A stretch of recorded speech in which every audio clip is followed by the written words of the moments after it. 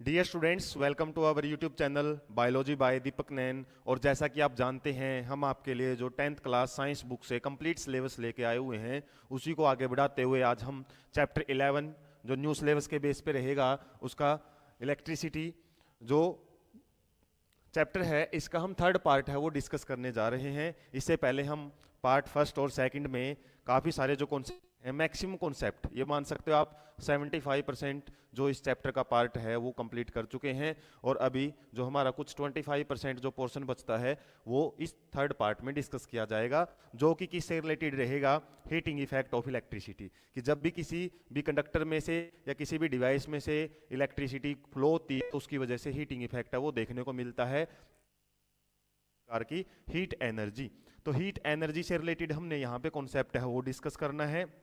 इसके अलावा यहाँ पे जो पावर का कॉन्सेप्ट है वो भी बड़ा इंपॉर्टेंट आ जाता है, उससे रिलेटेड काफ़ी क्वेश्चन आपको मिलते हैं और काफ़ी सारे फॉर्मूले बनते हैं एक दूसरे से निकल निकल के, और आपको फिर उनको यूज करना है कि क्वेश्चन में दिया क्या है तो कौन सा फॉर्मूला हम यूज कर सकते हैं। तो सिंपली थोड़ा बेसिक समझेंगे पहले। तो यहाँ पे जो एनर्जी है, हीट एनर्जी, उसको समझने से पहले आपको यहाँ पे पावर को समझना पड़ेगा। पावर पावर क्या होती है, मतलब एक प्रकार की एनर्जी हम बोल सकते हैं, मतलब कितनी अक्षमता है, रेट ऑफ डूइंग वर्क या फिर tendency to do any work is called power. हम लोअर क्लासेज में डेफिनेशन पढ़ते हैं, tendency to do any work, ठीक है, उसी को हम क्या बोलते हैं, एक प्रकार से एनर्जी बोलते हैं। ऊर्जा क्या होती है, काम करने की क्षमता को ऊर्जा बोलते हैं। और पावर को क्या बोलते हैं, rate of doing work. Rate of doing work, किस दर से या किस स्पीड से हम काम कर रहे हैं वो रहता है पावर। अक्षमता कितनी है उसकी, मतलब काम करने की। तो एनर्जी सिंपली क्या है, टेंडेंसी, काम करने की जो अक्षमता है, क्षमता है, मतलब उसको हम ऊर्जा बोलेंगे, एनर्जी बोलेंगे, सिंपली एनर्जी की कॉन्सेप्ट की बात करें तो। और जितनी भी एनर्जी हैं, अलग अलग टाइप की जो एनर्जी है, काइनेटिक, पोटेंशियल, ये सारी एक दूसरे रिलेटेड ही रहती हैं सबकी। जो यूनिट है वो जूल ही हम पढ़ते हैं। तो पावर को समझ लेते हैं। पावर किसके बराबर होता है, formula work done by time, rate of doing work. जब भी रेट की बात आ जाती है तो डिवाइड में टाइम आता ही है हमेशा। और यहाँ पे यदि हम बात करें, एक कॉन्सेप्ट हमने क्या पढ़ा था जब हम पोटेंशियल डिफरेंस को स्टडी कर रहे थे, तो वहाँ पे हम क्या समझ रहे थे, W बाय क्यू।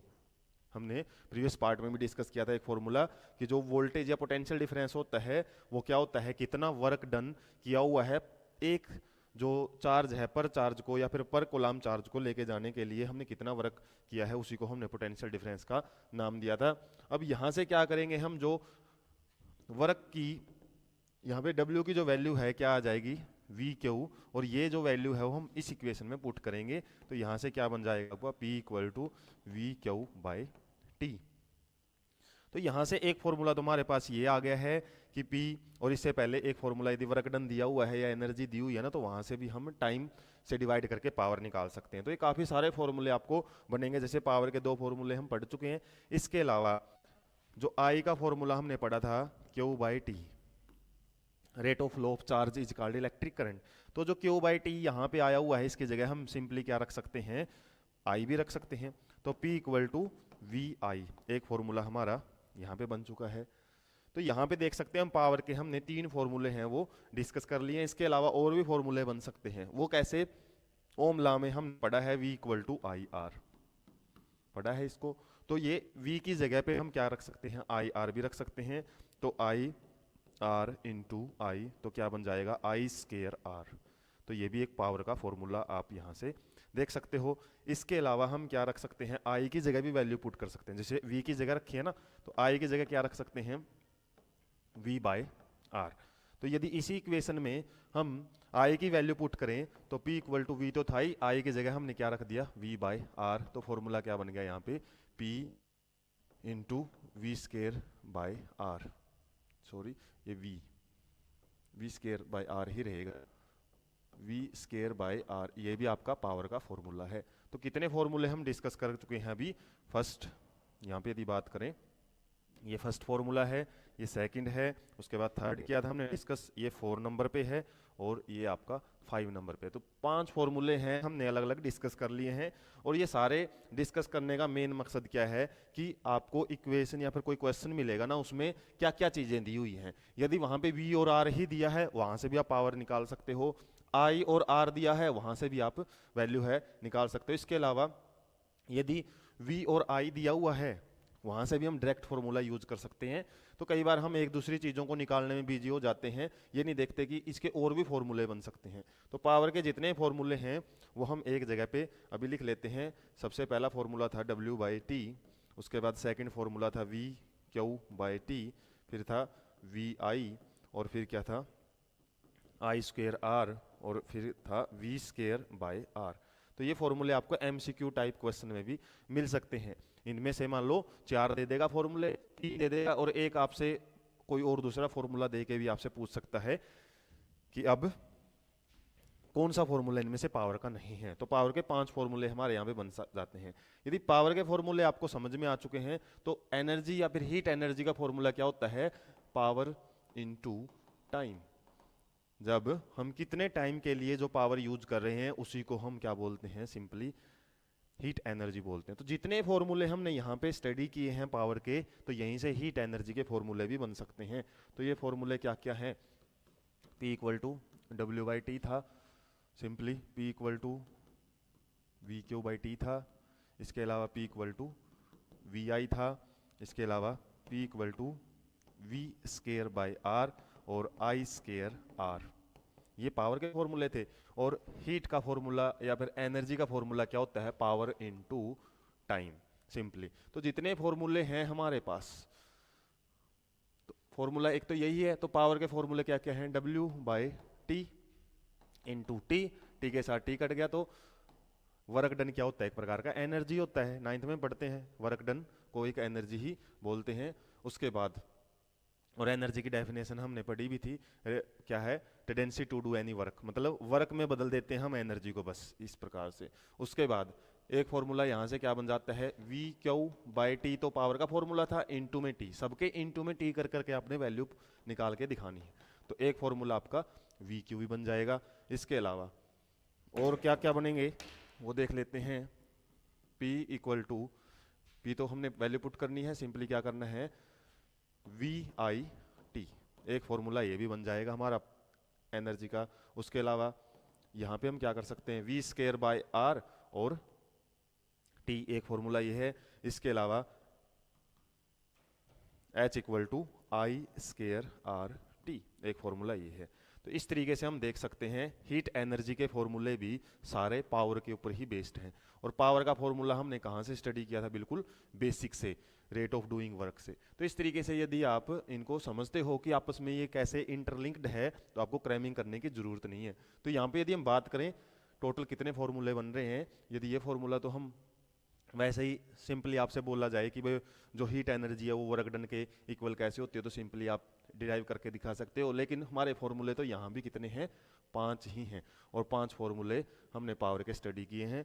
इन्हीं के बेस पे क्या रहेंगे, सारे के सारे आगे क्वेश्चन रहेंगे। अब हम मेनली समझ लेते हैं कि क्या हमारी बुक में दिया हुआ है। तो जितने फॉर्मूले हैं, देखो यहाँ पे हमारी बुक में तो एक ही फॉर्मूला डिराइव किया, हालांकि हमने काफ़ी सारे फॉर्मूले डिस्कस किए थे। अभी ये भी किया था VIT वाला फॉर्मूला।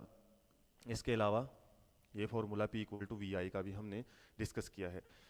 अब 2 मार्क्स में आपसे क्वेश्चन पूछा जा सकता है, जूल्स लॉ ऑफ हीटिंग क्या होता है, मतलब किस स्पीड से कोई भी चीज करती है, कितनी गर्म होती है, वो किस किस चीज पे डिपेंड करती है। तो यहाँ पे सिंपली जो ये फॉर्मूला हमने डिस्कस किया था, वहीं से ही ये 3 आपके कॉन्सेप्ट हैं वो यहाँ पे आएंगे। यदि पूछा जाए डिफाइन जूल्स रहेगा ये फॉर्मूला, यदि आपको याद है, तो यहाँ पे जो हीटिंग इफेक्ट है ना, वो डायरेक्टली प्रोपोर्शनल होता है करंट के स्क्वायर के।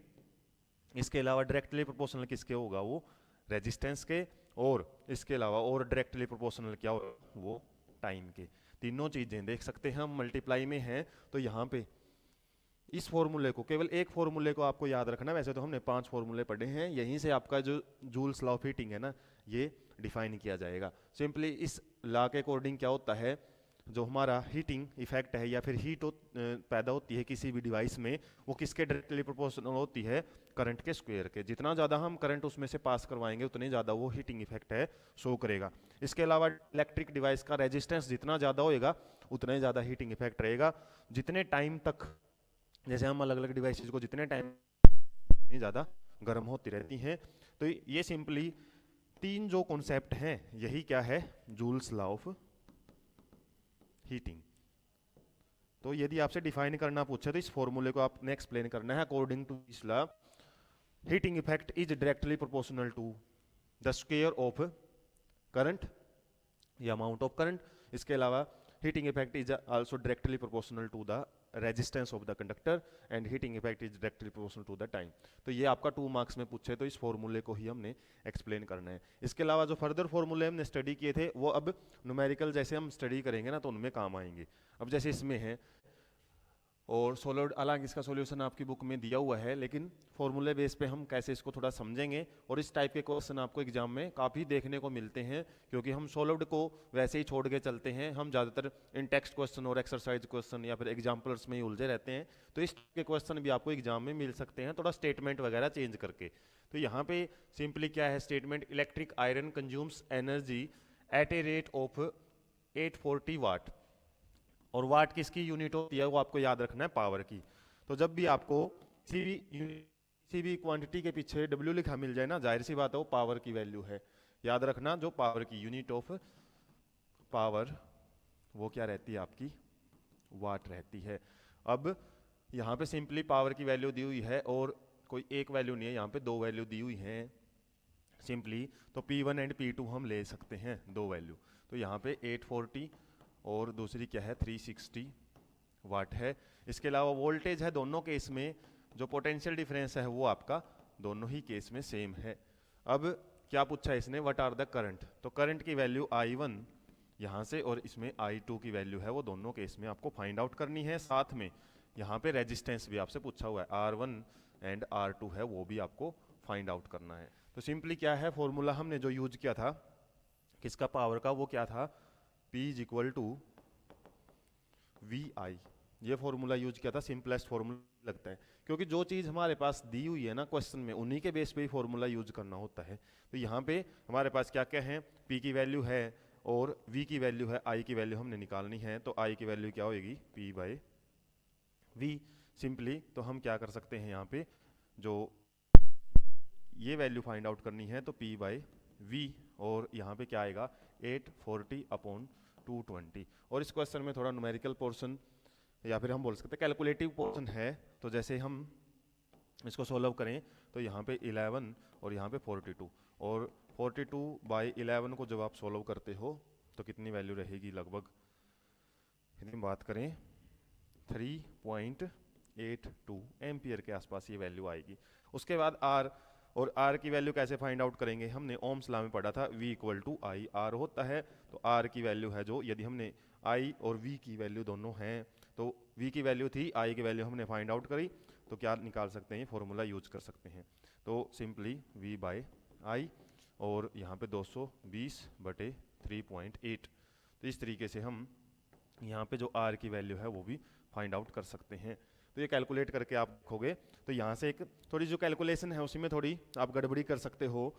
और इसी तरीके से हम यहाँ पे भी वैल्यू है वो फाइंड आउट कर लेते हैं, I2 P by P2 by V।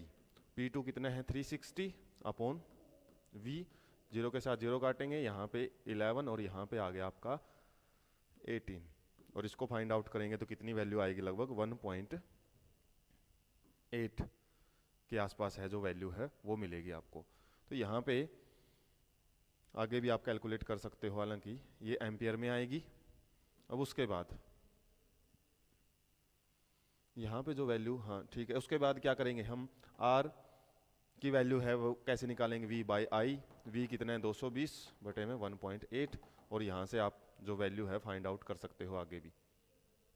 तो इस तरीके से हम क्या है इसमें कैलकुलेशन है थोड़ी सी, और वो कैलकुलेशन में गड़बड़ी नहीं करनी है आपने, क्योंकि इस टाइप का जो क्वेश्चन आपको एग्जाम में मिल सकता है जो कैलकुलेशन थोड़ी उटपटांग है, लेकिन दिया हुआ है सॉल्यूशन इसका, तो सॉल्यूशन वालों को हम कई बार नज़रअंदाज कर जाते हैं। और इनमें यदि कोई भी वैल्यू इस टाइप की आए जहाँ पे ये चेंज किया मिले, तो आपको समझ आना है कि ये फॉर्मूला कौन सा लगेगा।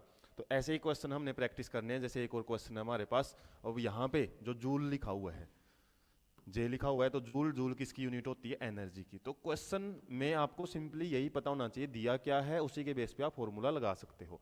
तो यहाँ पे सिंपली हम बात करें हीट एनर्जी, एनर्जी हम कौन सी पढ़ रहे हैं इसमें? हीट एनर्जी पढ़ रहे हैं, तो हीट एनर्जी दी हुई है सिंपली, और वो क्या है यहाँ पे 100 जूल है। प्रोड्यूस्ड ईच सेकेंड, मतलब टाइम की वैल्यू भी हमारे पास दी हुई है 1 सेकेंड, और यहाँ पे ओम है तो रेजिस्टेंस भी दिया हुआ है 4 ओम।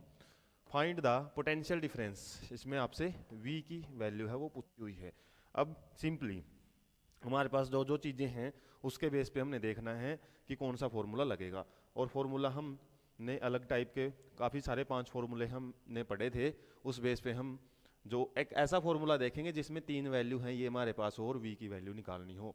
तो P की वैल्यू एक हमने निकाली थी V²/R, और जब हम इसकी मल्टीप्लाई T के साथ कर देते हैं तो हीट एनर्जी आ जाता है, तो V²/R T ये आ जाएगा। अब क्या करना है, सिंपली हमने किसका फार्मूला, क्या चीज़ निकालनी है? V निकालनी है, पोटेंशियल डिफरेंस। तो हम क्या करेंगे, V² को इस साइड रख लेंगे, तो HRT, जो RT है वो, बल्कि ये T है वो क्या था, मल्टीप्लाई में था, तो HR है वो तो आपका मल्टीप्लाई में जाएगा, और T क्या हो जाएगा, डिवाइड में। ये आपको ध्यान रखना है, T मल्टीप्लाई में था, यहाँ पे नीचे नहीं है। उसके बाद क्या करेंगे हम, सिंपली V की वैल्यू हमने निकालनी है, तो V का जो स्क्वायर है इस साइड में आके क्या हो जाएगा, वो रूट, तो H/T और इंटू में R। तो देख सकते हैं हमारे पास H की वैल्यू है, R की है और T की है, तो डायरेक्ट फॉर्मूला हम ये भी यूज कर सकते हैं।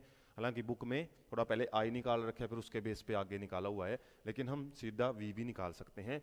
I निकाल के भी देख लेंगे कि क्वेश्चन आपके जस्टिफिकेशन हो जाएगा, वहां से आंसर है वो ठीक हो जाएगा। अब देख लेते हैं पहले V का फॉर्मूला लगा के इसमें।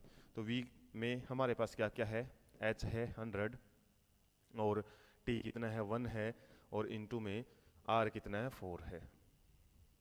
तो हम सिंपली V की वैल्यू क्या आ जाएगी यहाँ पे 400 का रूट, और V क्या आ जाएगा यहाँ पे 400 को क्या लिख सकते हैं हम 20 का स्क्वायर लिख सकते हैं, और रूट बार है, रूट के साथ ये स्क्वायर कट गया, तो V की वैल्यू क्या आ गई हमारी 20 वोल्ट है। इस तरीके से डायरेक्ट 20 वोल्ट भी निकाल सकते हैं। और यदि आपको पहले I निकालना है तो I का फॉर्मूला अब यहाँ पे यूज करना पड़ेगा, और I का फॉर्मूला हमारा क्या था, H का और I का रिलेशन क्या था, अभी हमने simply joules law of heating effect भी पढ़ा था, किस तरीके से I और H है वो एक दूसरे पे रिलेट करते हैं। अब यहाँ पे हम क्या करेंगे, सिंपली I की वैल्यू है वो भी ऐसे ही फाइंड आउट करेंगे। तो I की वैल्यू कैसे फाइंड आउट कर सकते हैं, I is equal to H/R T, ये नीचे चला गया, और ये क्या आ गया आपका स्क्वायर का रूट आ गया यहाँ पे। तो सिंपली वैल्यू पुट करेंगे 100 अपॉन R की वैल्यू है 4, और नीचे T की वैल्यू तो 1 ही है, तो कितना आ गया 25 I की वैल्यू, और ये 25 का हम क्या निकालेंगे रूट, तो रूट कितना आएगा, यहाँ पे हम बात कर सकते हैं I की वैल्यू हमने कितनी फाइंड आउट कर चुके हैं 5 एम्पियर। तो I की वैल्यू भी निकाल के हम सोल्व कर सकते हैं, कोई प्रॉब्लम नहीं है। अब क्या निकालना है V, तो V का फॉर्मूला क्या होता है IR, I 5 है, R 4 से भी हम 20 वोल्ट है वो निकाल सकते हैं। तो आप कोई भी तरीका यूज करो, काफ़ी सारे जैसे इतने सारे तरीके आपको इसलिए बताए हैं ताकि आप क्वेश्चन में यदि आपको डाउट लगता है कि भाई आंसर कहीं गलत ना हुआ, दूसरे तरीके को यूज करके आप वो डायरेक्ट आंसर तक भी पहुंच जाते हो। अब यदि आपका आंसर पहले वाला ठीक है तो जाहिर सी बात है दूसरी बार में भी वही आंसर आएगा, और यदि गड़बड़ी कर रहा है तो फिर आपको थोड़ा ध्यान से देखने की जरूरत है। तो ये न्यूमेरिकल पोर्शन इसी चैप्टर में थोड़ा टिपिकल सा पड़ता है, इससे अलावा हमने लाइट वाले चैप्टर में तो ज़्यादा कुछ इतनी टिपिकल पोर्शन में बातें नहीं की थी, तो इसमें आपको थोड़ा सा ध्यान रखना पड़ेगा। तो अब हम देख लेते हैं ब्लू बॉक्स 6 के जो क्वेश्चन है। Why does the code of electric heater not glow while the heating element does. तो हीटिंग एलिमेंट मतलब जैसे हम हीटर को ऑन करते हैं तो वो ग्लो करना शुरू कर देता है, उसके जो स्प्रिंग से हैं वो ग्लो करते हैं, लेकिन जो कोड का मतलब है उसकी जो वायर है जिसको हमने प्लग में लगाया हुआ है वो ग्लो नहीं करती है, लेकिन जो फिलामेंट है वो करना शुरू कर देता है। उसका रीजन पूछ रहा है आपसे। तो जो वायर होती है हीटर की, वो क्या है हमारी किसकी बनी होती है, ज़्यादातर हम कॉपर की यूज करते हैं, कॉपर में रेजिस्टेंस कम होता है ताकि करंट इजीली फ्लो सके, तो क्या है कॉपर की बनी होती है, और कॉपर क्या है लेस रेजिस्टेंस है वो प्रोवाइड करता है। अब जितना कम रेजिस्टेंस होगा उतना ही कम हीटिंग इफेक्ट होगा।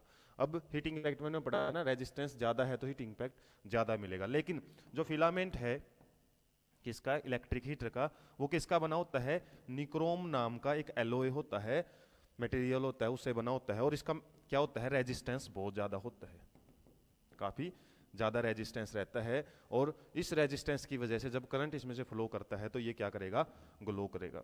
तो यही दो चीज़ें आपको डिफाइन करनी है। यहाँ पे जो वायर है उसमें कॉपर होता है जिसका रेजिस्टेंस कम है, जबकि फिलामेंट है जो स्प्रिंग है जो इलेक्ट्रिक हीटर के, उसके अंदर निक्रोम होता है जिसके अंदर रेजिस्टेंस ज़्यादा होने की वजह से वो ग्लो करना शुरू कर देता है। Second question, compute the heat generated while transforming. तो इसमें कोलाम दिया हुआ है तो जाहिर सी बात है क्यू की वैल्यू आपके पास है 96,000 कोलाम, चार्ज दिया हुआ है इन 1 हावर, टाइम की वैल्यू दे रखी है 1 hour, through a potential difference, potential difference या वोल्टेज दी हुई है इसमें 50 वोल्ट। अब पूछा इसमें हीट एनर्जी, आपसे एच की वैल्यू है वो पूछी है सिंपली, और एच की वैल्यू हमने अलग अलग तरीके देखे थे, तो वहाँ पे क्या है एक फॉर्मूला ये भी रहता है वी क्यू। सिंपली यदि आप फॉर्मूलों को यदि ध्यान से समझा ना, तो एच का फॉर्मूला एक हमने ये भी समझा था सिंपली वी और क्यू। अब यहाँ पे वी क्या है 50 है और क्यू क्या है 96,000 है, और आपने कुछ नहीं करना, दोनों की मल्टीप्लाई कर देनी है 96,000 की और 50 के साथ मल्टीप्लाई करके आप क्या निकाल सकते हो, सिंपली हीट एनर्जी। और ये वैल्यू किस में आएगी, जूल में आएगी। इसको आप क्या निकाल सकते हो, फिर उसके बाद किलो जूल में भी निकाल सकते हो।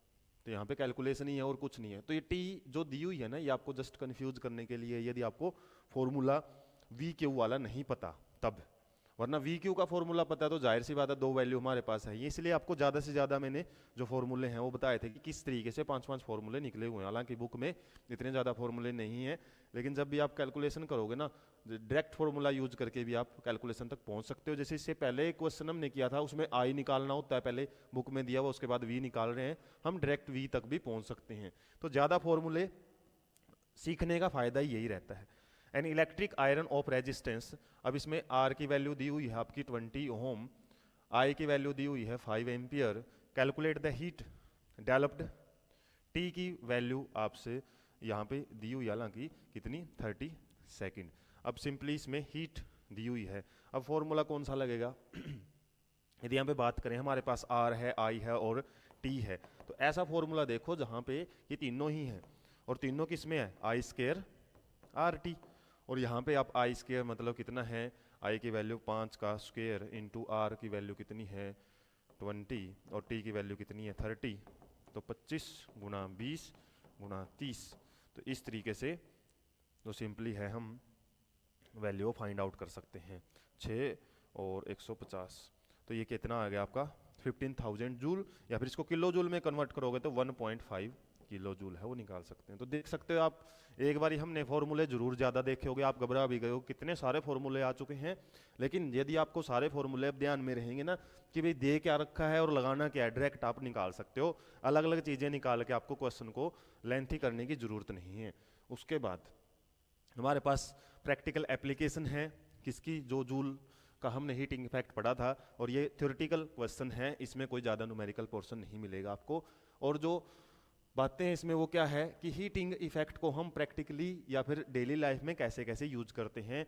बहुत सारी ऐसी डिवाइसेज हैं जो कि गर्म हो जाती हैं जब भी इलेक्ट्रिसिटी उसमें से पास होती है, और कुछ की तो गर्मी हमको ज़रूरत नहीं होती, वो तो वैसे ही गर्म हो जाती हैं, जैसे मान लो टीवी है वो गर्म हो जाता है चलते चलते, लेकिन उसकी गर्मी का तो हमको तो क्या ही मतलब है। लेकिन यहाँ पे हमारे प्रैक्टिकल यूज से बात की हुई है कि प्रैक्टिकल यूज के लिए हम कौन कौन सी ऐसी डिवाइस यूज करते हैं जो हीटिंग इफेक्ट देती है। तो यहाँ पे कुछ डिवाइसेस के नाम दिए हुए हैं, जैसे कि हमारे पास जो लॉन्ड्री आयरन है जो प्रेस हम करते हैं कपड़ों के, इलेक्ट्रिक टोस्टर है ब्रेड वगैरह गर्म करने के लिए, इलेक्ट्रिक ओवन है, ये भी एक प्रकार का क्या है कंटेनर होता है जो चीज़ों को गर्म करता है, इलेक्ट्रिक केटल है जो पानी वगैरह गर्म करते हैं, इलेक्ट्रिक हीटर है, ये क्या है सारे हीटिंग एनर्जी को हम यूज करने के लिए इसमें इलेक्ट्रिसिटी यूज करते हैं या इलेक्ट्रिसिटी से चलती हैं चीज़ें।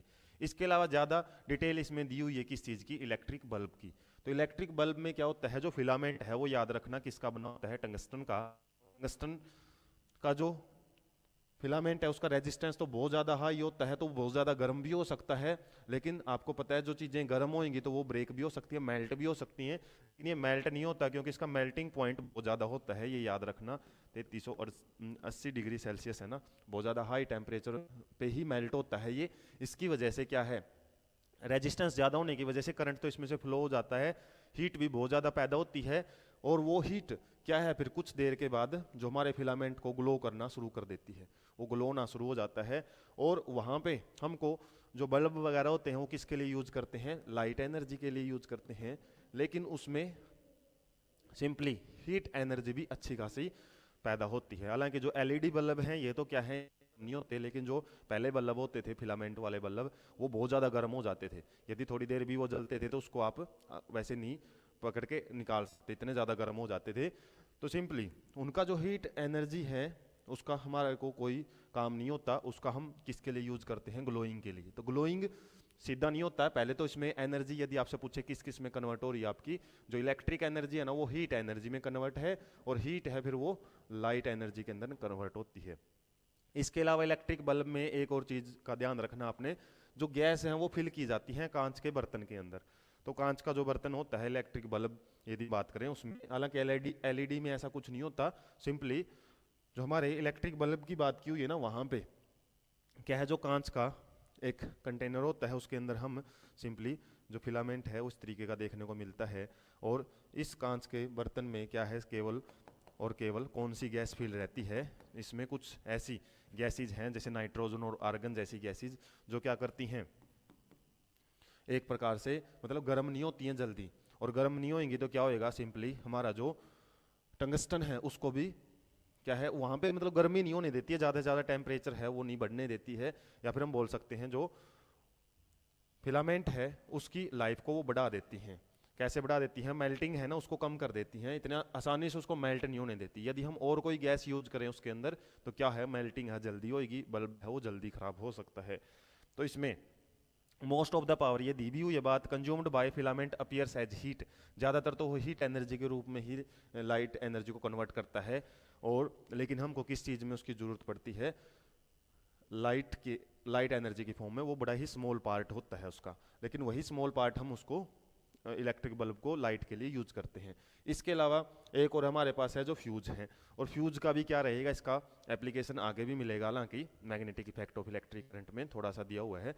तो फ्यूज क्या है, सिंपली ये भी ऐसी मेटल के बनाए हुए ऐसी एलोए हुए होते हैं जो कि क्या हो सके, जल्दी से गर्म होकर और पिघल सके। यहाँ पे तो क्या था भाई, पिघलना नहीं चाहिए वो, इसलिए उसका मेल्टिंग पॉइंट बहुत ज़्यादा हाई रखा जाता है जब हम एलोय बनाते हैं। लेकिन इसका मेल्टिंग पॉइंट है ना वो बड़ा लो ही रखा जाता है। और फ्यूज का कहाँ यूज करते हैं हम, इलेक्ट्रिक अप्लायंसेज या फिर इलेक्ट्रिक सर्किट जो हमें होते हैं वहाँ पे फ्यूज यूज करते हैं। मान लो बाई चांस शॉर्ट सर्किटिंग हो गई या फिर ओवरलोडिंग हो जाता है, ज़्यादा कॉन्सेप्ट तो आपको नेक्स्ट चैप्टर में मिलेगा इसका। तो वहाँ पे ज़्यादा यदि हमारे पास ओवरलोडिंग हो जाती है, गर्म हो जाता है इलेक्ट्रिक सर्किट या फिर डिवाइस है वो ज़्यादा पावर यूज कर रही है, लोडिंग बढ़ जाती है जिसको हम ओवरलोडिंग बोलते हैं, उस केस में क्या है, ज़्यादा करंट इसमें से जब फ्लो करता है ना तो ये गर्म हो जाता है, और गर्म होकर मेल्ट होके क्या करेगा, ये टूट जाएगा। मेल्टिंग होके क्या है, ब्रेक हो जाता है, और ब्रेक होने से क्या है, इसको इलेक्ट्रिक सर्किट में यूज कर रखा था तो हमारा इलेक्ट्रिक सर्किट है वो बंद हो जाता है। तो ये से फ्यूजेज पहले यूज होते थे, कुछ डिवाइसेज में तो अभी भी यूज होते हैं, लेकिन अब क्या भी जो बोर्ड लगा होता है वो रहता है वो नीचे गिर जाती है जब भी ज़्यादा लोडिंग वगैरह होती है, क्योंकि फ्यूज हैं ये रीयूजेबल नहीं होते थे, एक बारी ख़राब हो गए तो दोबारा नया फ्यूज ही डलता है। लेकिन एमसीबी क्या है, नीचे गिर जाती है तो हम इलेक्ट्रिक सर्किट को चेक करके भाई कोई गड़बड़ी तो नहीं है, उसके बाद उसको उठा सकते हैं, वो रीयूजेबल है।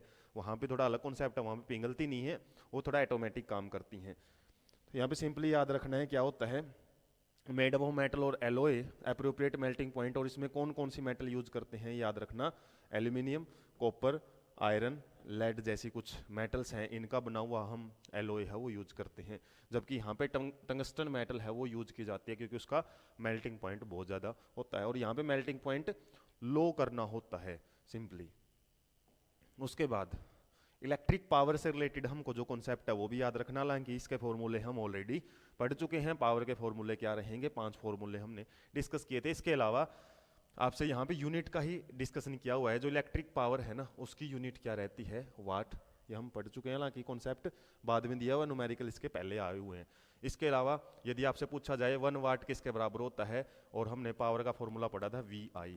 जब किसी भी इलेक्ट्रिक सर्किट में से क्या है 1 वोल्ट और 1 एम्पियर का करंट फ्लो होता है, तो वहां पे हम बोल सकते हैं जो हमारी पावर है वो किसके बराबर है, 1 वाट के बराबर है। और 1 वाट को सिंपली रिप्रेजेंट कैसे करेंगे, हमने पढ़ा था V की जो यूनिट है वोल्टेज, वोल्ट में मापते हैं, और I को एम्पियर में।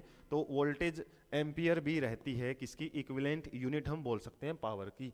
तो W का यदि आपसे पूछा जाए कि which of the following quantity is equivalent to the watt, option type में ऐसे पूछा जाए तो ऐसे ही आपको चेंज करके देगा V/A, V²A, इस तरीके से। तो आपको याद रखना है डायरेक्ट VA ही हमारा क्या होता है, वाट होता है। इसके अलावा हमारे पास एक और जो वैल्यू आपको याद रखनी है, ज़्यादा पावर को हम किस में मापते हैं, किलोवाट में। और electrical energy is the product of power and time, ये हमने पढ़ा है। एनर्जी जो होती है, हीट एनर्जी, इलेक्ट्रिक एनर्जी, वो क्या होती है, पावर इनटू टाइम। तो यहाँ पे जो वाट हावर के अंदर है, हम जो इलेक्ट्रिक एनर्जी जो हमारे बिल आता है बिजली का, वो किस में आता है, वैसे वाट आवर में। लेकिन वाट आवर एक बहुत ही छोटी यूनिट है, जिसको फिर कमर्शियल पर्पज के लिए हम किस में मापते हैं, ज़्यादातर किलो वाट हावर में ही जो एनर्जी हम कंजप्शन करते हैं ना, उसी में मापते हैं। और जो 1 किलो वाट आवर है ना, उसको हम सिंपली नॉर्मल प्रैक्टिकल लैंग्वेज में 1 यूनिट बोलते हैं। तो एक यूनिट आपसे सिंपली पूछा जाए तो क्या होती है, वो 1 किलो वाट आवर, मतलब 1000 वाट। और हावर्स को यदि हम सेकंड में कन्वर्ट करेंगे, आपसे रिलेशन पूछा भी जा सकता है। तो इसमें सिंपली कैलकुलेशन करें तो लगभग किसके वैल्यू के बराबर आएगी, जैसे 1 किलो वाट आवर, या फिर एक यूनिट की वैल्यू आपसे पूछी जाए, या फिर बोला जाए कि convert 1 kilo watt hour into joule, या फिर सिंपली 1 यूनिट को यदि हम जूल में कन्वर्ट करें तो क्या आएगा, यहाँ पे 1 किलोवाट। तो 1 किलो में मतलब 1000 वाट इंटू हावर्स को सेकंड में बदलना पड़ेगा, 3600 सेकंड। और यहाँ पे सिंपली मल्टीप्लाई आपने कर देनी है, 3 जीरो यहाँ थी, 2 जीरो यहाँ पे है, और इतनी हमारी क्या आएंगी, ये वाट सेकंड। वाट सेकंड, क्योंकि वाट और सेकंड क्या थी, मल्टीप्लाई में थी। और वाट सेकंड को हम क्या लिखते हैं, जूल लिखते हैं। जैसे यहाँ पे वाट को क्या लिखते हैं, वोल्ट एम्पियर। यहाँ पे जूल की भी आपको इक्विवेलेंट पूछा जाए तो ये याद रखना वाट सेकंड है, वो लिखी जाती है। इसके बाद इसी को हम क्या कर सकते हैं, पावर वगैरह में लेके लिख सकते हैं 3.6 इंटू 10⁻⁶ जूल। तो एनर्जी की छोटी यूनिट होती है जूल, और बड़ी यूनिट हम किस में मापते हैं, सिंपली किलोवाट हावर में, जो कि प्रैक्टिकल एप्लीकेशन में या फिर प्रैक्टिकली हम इलेक्ट्रिक एनर्जी के जो बिल वगैरह आते हैं वो यूनिट की फॉर्म में ही आपके आते हैं। उसके बाद है मोर टू नो। इसमें कुछ आपके पैसेजेस, ऑरेंज कलर के पैसेजेस हैं वो मिलते हैं, और इसमें सिंपली आपको कुछ कॉन्सेप्चुअल क्वेश्चन देखने को मिल जाते हैं, तो वो हम देख लेते हैं। Many people think that electrons are consumed, हालांकि जो ये बात यहाँ पे दी हुई है हम बिल्कुल चैप्टर की स्टार्टिंग में कर चुके हैं कि जैसे हमारा कई बार ये मानना होता है कि जो इलेक्ट्रिक सोर्स से जहाँ से भी इलेक्ट्रिसिटी आती है, और शुरुआत में भी हमने कॉन्सेप्ट डिस्कस किया था कि जो इलेक्ट्रॉन्स हैं जहाँ पे नहीं होते वहाँ पे पॉजिटिव चार्ज होता है, और जहाँ पे होते हैं वहाँ पे नेगेटिव चार्ज होता है ज़्यादातर, जैसे जो टर्मिनल की हम बात करते हैं। और जहाँ से हमारे घरों में भी इलेक्ट्रिसिटी आती है तो वो एक नेगेटिव सोर्स से, वैसे तो डायरेक्शन अपोजिट होती है ना इलेक्ट्रिसिटी की, तो हम बोल सकते हैं कि जहाँ पे इलेक्ट्रॉन नहीं है ना, वहाँ से इलेक्ट्रिसिटी की डायरेक्शन मानी जाती है। सिंपली डायरेक्शन कुछ भी हो, लेकिन यही इलेक्ट्रिसिटी है वो हमारे घरों में आती है। तो सिंपली क्या रहेगा, ज़्यादा कंसंट्रेशन से इलेक्ट्रॉन कम कंसंट्रेशन की तरफ बढ़ते हैं, तो इलेक्ट्रॉन की डायरेक्शन तो नेगेटिव टू पॉजिटिव रहती है, लेकिन जो करंट की डायरेक्शन है वो पॉजिटिव साइड से आते हैं और नेगेटिव साइड की तरफ है वो चलते हैं, ऐसे मान सकते हैं हम। अब यहाँ से कईयों का क्या मानना हो जाता है कि भाई इस तरीके से एक जगह से इलेक्ट्रॉन आ रहे हैं, तो इसका मतलब तो जहाँ से आ रहे हैं आ रहे कहाँ से, वैसे तो नेगेटिव साइड से आ रहे हैं इलेक्ट्रॉन की बात करें तो हम, तो इसका मतलब यदि ये आते रहें तो एक ना एक दिन तो इलेक्ट्रॉन खत्म ही हो जाएंगे, और उस सोर्स के पास जब इलेक्ट्रॉन नहीं रहेंगे तो वो एनर्जी सोर्स कभी काम कर ही नहीं सकता। तो ऐसा कुछ नहीं होता। शुरुआत में मैंने बताया था कि जो सर्किट होता है ना, इलेक्ट्रिक सर्किट हमारा क्लोज्ड होता है, और उसमें क्या है, इलेक्ट्रॉन्स हैं वो लगातार इस तरीके से मूव करते हैं। बस इस मूवमेंट के लिए हमको क्या करना पड़ता है, एक प्रकार की एनर्जी प्रोवाइड करनी पड़ती है, एक फोर्स है वो प्रोवाइड करना पड़ता है। जैसे फॉर एग्जांपल, एक सिंपल सा एग्जांपल ले लेते हैं हम। जैसे मान लो एक वाटर ट्यूब है, पानी की एक नाली है, और उसको हमने क्या कर रखा है, बीच में मोटर से जोड़ रखा है। तो मोटर यहाँ पे हमने इसके कनेक्ट कर रखी है, एक साइड से इनपुट है और एक साइड से ये आउटपुट है। तो क्या है कि यदि हमने वाटर को मूव करवाना है इसमें से, तो क्या करना पड़ेगा, मोटर है उसको रेगुलरली चलाना पड़ेगा, और इस तरीके से वो मूवमेंट है वो होती रहेगी वाटर की। सिमिलरली ऐसे ही इलेक्ट्रॉन्स को एक सर्किट में से मूव करवाने के लिए एक एनर्जी की जरूरत पड़ती है। जो एनर्जी वाटर को यहाँ पे इलेक्ट्रिक मोटर दे रही है ना, वही एनर्जी यहाँ पे हमारा जो पोटेंशियल डिफरेंस वाला जो सोर्स है वही प्रोवाइड करता है। किसके लिए, एनर्जी किसके लिए, इलेक्ट्रॉन्स को मूव करने के लिए। तो वही बात दी हुई है कि जो हम इलेक्ट्रिसिटी का बिल पे करते हैं ना, वो किसके लिए पे करते हैं, वो इलेक्ट्रॉन्स नहीं खरीद रहे हम, वहाँ इलेक्ट्रॉन मूव करते आ रहे हैं, हमारे घरों में इलेक्ट्रॉन ही काम कर रहे हैं। हम किसके लिए कर रहे हैं, केवल इलेक्ट्रिसिटी बोर्ड और electric company to provide energy to move electrons through the electric gadgets like electric bulb, fan, engines. तो इनको हम मूव करवाने के लिए सिंपली एक एनर्जी जो प्रोवाइड करती है ना इलेक्ट्रिक कंपनियां, उसके लिए हम पैसा देते हैं, जो अलग यूनिट के रूप में इलेक्ट्रिक बिल है वो हमसे वसूला जाता है। तो इस तरीके से ये बात सिंपल सी है, लेकिन आपके लिए कॉन्सेप्चुअली क्वेश्चन का कारण बन सकती है। अब हम कुछ क्वेश्चन हैं वो देख लेते हैं। An electric bulb is connected to 220 volt. तो यहाँ पे वोल्टेज दी हुई है 220 volt, and the current I की वैल्यू यहाँ पे दी हुई है 0.50 एम्पियर। अब आपसे पूछा है पावर। अब सिंपली पावर का फॉर्मूला हम देख रखे हैं, क्या आया, P equal to V I. Simple दोनों की मल्टीप्लाई कर देंगे। तो इतना इजी क्वेश्चन है। तो क्या रहेगा इसमें, सिंपली हमारी जो जीरो है वो कितनी हो जाएंगी, एक जीरो यहाँ थी, एक बारी पॉइंट को हटा दो यदि गड़बड़ी आती है आपको। इस तरीके से यहाँ पे आप सिंपली क्या कर सकते हो, जो हमारा ये 100 है वो यहाँ लगा लेंगे। तो जीरो के साथ इस तरीके से जीरो कट गई, तो सिंपली हमारा क्या आएगा, 110 या फिर 110 वाट है वो पावर यहाँ पे आ जाएगी। इस तरीके से सिंपली ये आपसे पावर है वो पूछा हुआ है। इजी सा क्वेश्चन है। नेक्स्ट सोलव्ड क्वेश्चन, हालांकि ये फिर भी ये क्वेश्चन आ जाते हैं, क्योंकि आप इनको छोड़ के चलते हो ना पेपर में। ज़्यादातर चीज़ों पे एग्जामिनर या क्वेश्चन डालने वाले जो भी टीचर होते हैं उसी पे फोकस रहता है कि बच्चे किस चीज़ को छोड़ के आगे बढ़ रहे हैं, उन्हीं में से वो क्वेश्चन देते हैं। रेफ्रिजरेटर रेटेड, P की वैल्यू दे रखी है 400 वाट, ऑपरेट्स 8 किलोमीटर पर 8 हावर्स पर डे। मतलब टाइम है ना जो दे रखे हैं इसमें 8 हावर पर डे है, वो आप बोल सकते हो यूज कर रहा है क्या, इलेक्ट्रिसिटी या energy. What is the cost of energy, energy का कॉस्ट आपसे पूछा हुआ है, कितना टोटल टाइम दे दिया इसने, मतलब 30 डेज तक ये यूज कर रहा है एनर्जी को, किस कॉस्ट पे, 3 रुपए पर किलोवाट हावर। तो किलोवाट हावर का बोल है ना, तो पहले हम किलोवाट हावर में ही रखेंगे जो भी एनर्जी हमारी। तो एनर्जी का जो फॉर्मूला है एच फॉर्मूला, वो सिंपली क्या होता है, power into time. Simplest formula यही है। इसके अलावा इसी से हमने सारे फॉर्मूले बनाए थे, 5 या 6 जितने फॉर्मूले। उसके बाद पी का, तो अब टी में यहाँ पे गड़बड़ी कर सकते हो, सीधी मल्टीप्लाई 8 से नहीं करनी, आपसे 30 डेज का हिसाब पूछा हुआ है। तो सिंपली पहले तो टोटल टाइम आपने यहाँ से निकालना पड़ेगा। टोटल टाइम तो कितना आएगा, 8 इंटू 30, तो 240 हावर्स। अब हावर्स को यहाँ पे सेकंड में बदलने की भी जरूरत नहीं है, हम वैसे ही कंफ्यूज रहते हैं। सिंपली 240 को मल्टीप्लाई कर देंगे, क्योंकि जो ये वैल्यू आएगी ये किस में आएगी, वाट में आएगी, और ये किस में आएगी, हावर्स में है। तो सिंपली क्या आएगा आपका, 3 जीरो इकट्ठी होगी हमारी, और उसके अलावा 96, और ये क्या आ गया हमारा, वाट हावर। और इसको हम किस में बदल सकते हैं, किलोवाट में।